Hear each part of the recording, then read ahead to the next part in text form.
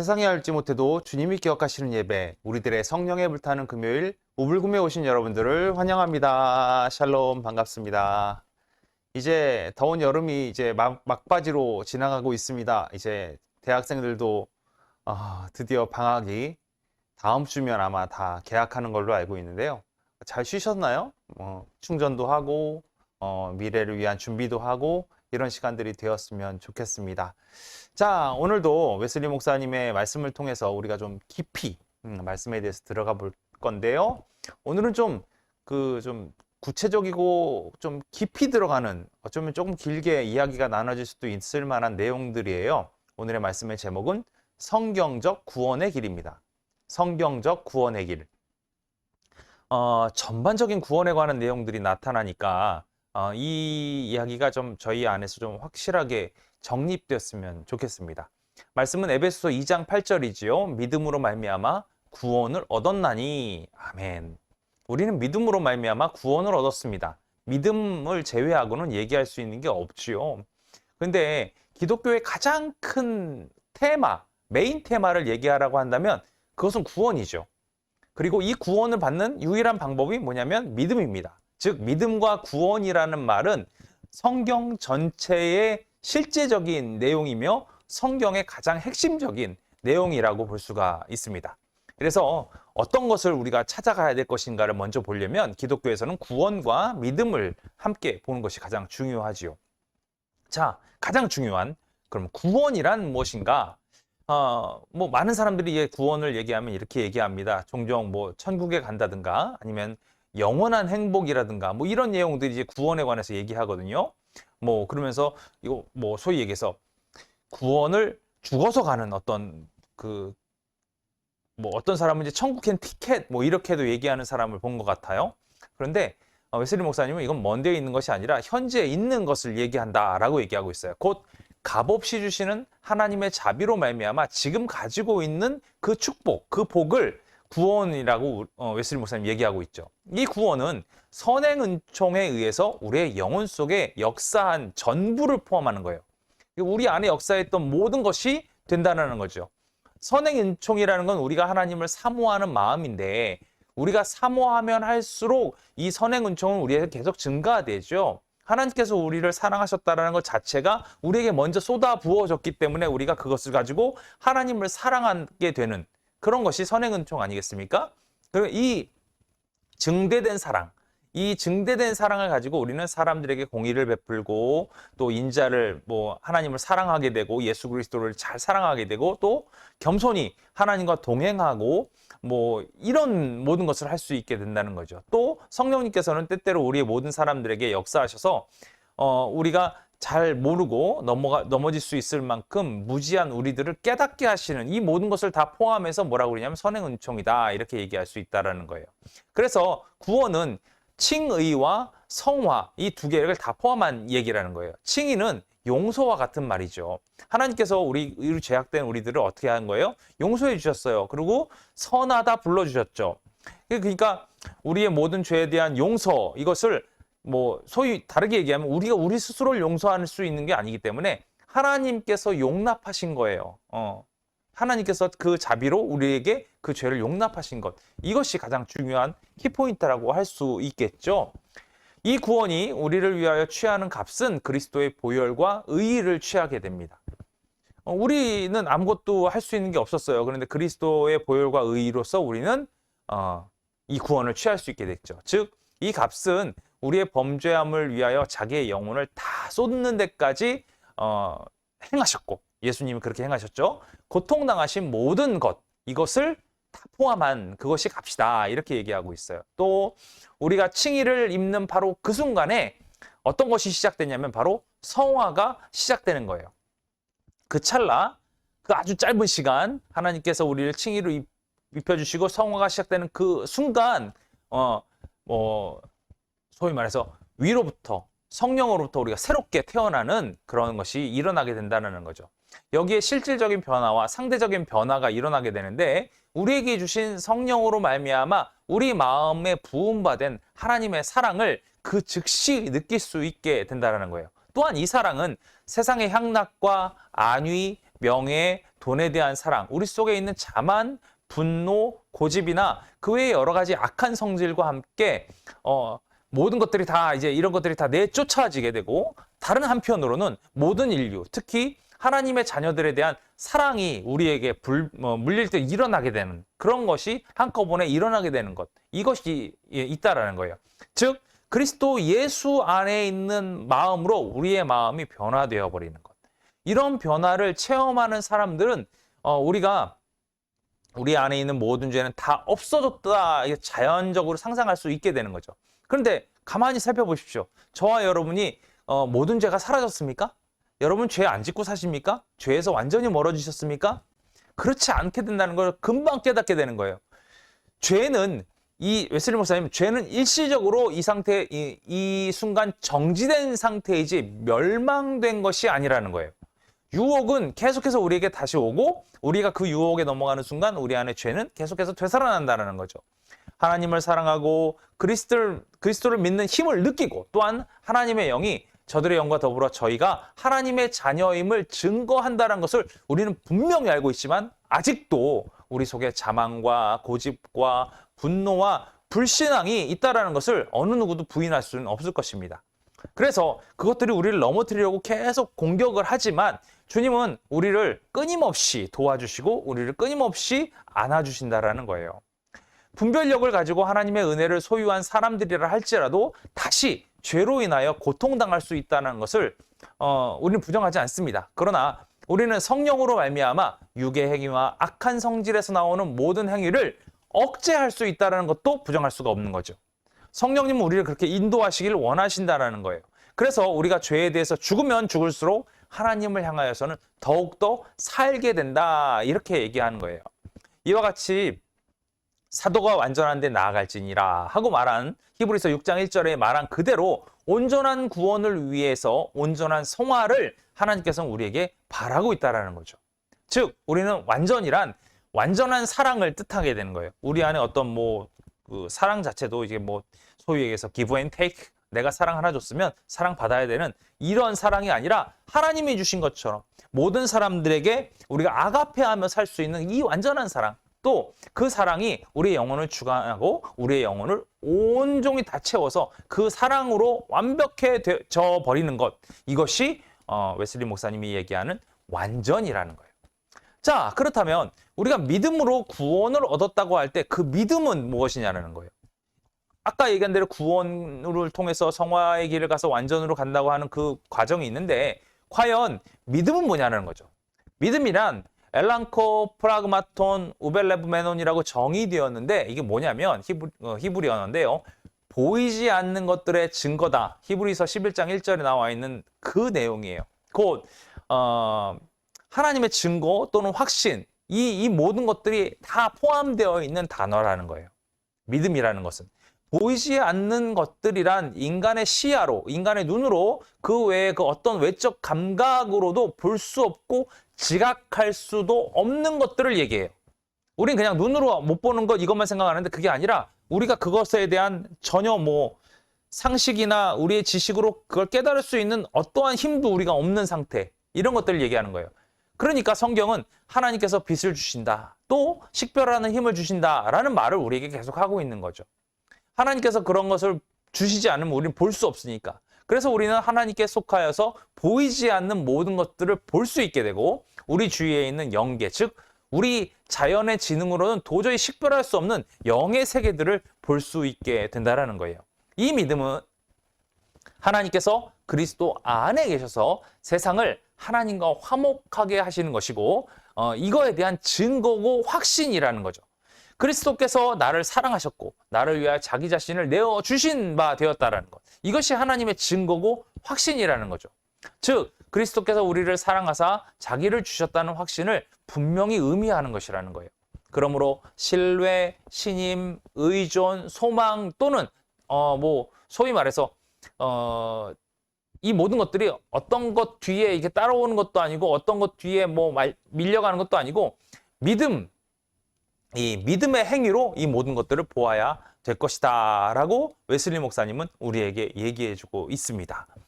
자, 그러면 먼저 우리가 이 믿음으로 의롭다함을 받았다라는 것을 알고 있잖아요. 그럼 어떻게 우리가 이 믿음으로 의롭다함을 받을 수 있냐 이런 거죠. 믿음은 의롭다함을 받는 유일한 조건이잖아요. 그러니까 사람이 믿기 전에는 아무도 의롭다함을 받을 수 없다는 얘기거든요. 그러면 거꾸로 얘기하면 우리가 믿을 수 있게 되었을 때 그때 누구든지 의롭다함을 얻을 수 있게 된다는 얘기죠. 믿을 수 있게 되었을 때. 이게 은혜죠. 하나님께서 특별히 우리에게 명하시길 회개하고 또한 회개에 합당한 열매를 맺으라 이렇게 얘기하셨어요. 우리가 이것을 등한시하면 의롭다함을 얻는 것은 우리는 절대 기대할 수 없게 될 수밖에 없어요. 그러므로 회개에 합당한 열매도 어떤 의미에서는 칭의에 필요한 것이란 거죠. 회개와 그 열매는 단지 간접적으로 필요한 것이고 곧 믿음을 위해서 필요한 것이라는 거죠. 그렇기 때문에 의롭다함을 입는 때에는 즉각적으로 그리고 직접적으로 필요한 이 믿음이 필요하다는 거예요. 우리가 믿음으로 말미암아 의롭다함을 얻지만 행위로 말미암아 성결함을 받는다라고도 가르치고 있었다고 합니다. 그 당시에도 많은 사람들이 그렇게 알고 있었던 거예요. 심지어 웨슬리 목사님 계실 때 웨슬리 목사님 그 전에 25년 동안 그렇게 알려져 왔다라는 거예요. 웨슬리 목사님은 이 부분에 대해서 매우 반대하고 있었다라는 거죠.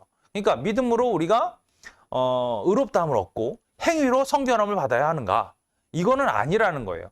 우리가 믿음으로 의롭다함을 받는 것과 마찬가지로 우리는 믿음으로 말미암아 성결함을 받는 것이에요.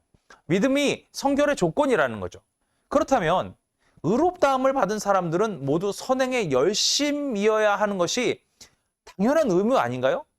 그러면서 웨슬리 목사님은 나는 칭의 전에 회개가 있는 것 같이 칭의 후에도 회개가 필연적으로 필요하며 칭의를 얻은 사람은 모두 선행에 열심이어야 할 의무가 있음을 분명히 인정한다. 이것은 꼭 필요하므로 만약에 서슴지 않고 등한시하면 그가 성결함을 받으리라고는 이치로 보아 기대할 수 없으며 은혜 안에서 하나님의 형상 안에서 곧 그리스도 예수 안에 있는 믿음 안에서 성장할 수 없다. 이렇게 얘기하고 있습니다. 의롭다함을 받은 후에 결과적으로 따라오는 회개는 칭의에 선행한 이 회개하고는 달라요. 하나님의 그 조명하심 때문에 내가 주님 제가 잘못했습니다. 죄인입니다. 이렇게 얘기하는 회개와 다르다는 거예요. 우리가 그 성화의 길을 가면서 하는 회개는 여기서 회개는 하나님의 사랑을 의심하거나 형벌의 두려움을 생각하지 않아요. 그것을 넘어선 거예요. 이것은 성령에 의한 깨달음이고 우리 마음속에 아직 남아있는 죄를 깨닫는 행위라는 거예요. 이거 아까 완전히 다른 얘기죠. 이 죄는 히브리어로 프로네마 사르코스 곧 육에 속한 마음이다 라고 얘기하고 있어요. 육에 속한 마음. 아직도 우리는 약한 육에 속해 있어요. 그렇기 때문에 우리 마음속에 어떻게 돼요? 계속해서 죄를 향해서 우리의 마음은 가고 있는 거죠. 우리 마음속에 남아있는 죄를 깨닫고 그와 함께 우리 생활에 남아있는 죄, 곧 우리의 말과 행위에 아직도 고착되어 있는 죄에 대한 분명한 깨달음이 일어난다는 거예요. 이런 체험은 우리 마음속에 남아있는 죄를 깨닫고 우리의 말과 행위에 고착된 죄를 깨달을 뿐만 아니라 대속의 의미로 계속해서 우리에게 주님의 은혜가 있지 않는다면 우리는 우리 스스로에게 그 죄책을 우리가 계속 져야 할 것을 가르쳐 준다는 거예요. 즉 우리 힘으로 어떤 착한 생각이나 좋은 소원을 가진다는 것 자체가 전적으로 불가능하다는 것이죠. 그렇다면 성결에 필요하고 소위 얘기해서 성결에 필요하다고 주장하는 이 선행은 어떤 것이 있을까요? 첫째, 경건한 모든 일들, 즉 공기도, 그러니까 기도하는 일, 가족 기도하는 일, 골방에서 기도하는 일, 주의 만찬에 참여하는 일, 성경 말씀을 듣고 읽고 명상하면서 하는 성경 연구 또는 몸의 건강에 허락되는 대로 하는 금식과 절제 등이 첫 번째로 있을 수 있겠죠. 두 번째로 자비에 속한 모든 일들이에요. 이것은 성화가 온전히 이루어지기 위해서 필요한 것들이죠. 바로 이것이 하나님께서 그의 백성에게 완전한 구원을 사모하라고 하신 그 길이라는 거예요. 만약에 신자에게 죄가 없다는 말을 아무렇지도 않듯 우리는 쓰고 있는 사람들이 있죠. 그러나 사람이 의롭다함을 입는 그 순간에 모든 죄와 그 뿌리와 가지가 모두 멸절되었다는 견해는 아주 해로운 것이다 라고 웨슬리 목사님 딱 잘라서 얘기하고 있어요. 우리는 아직 죄악된 육체 가운데 있기 때문에 그렇다는 걸 계속해서 얘기하고 있는 거예요.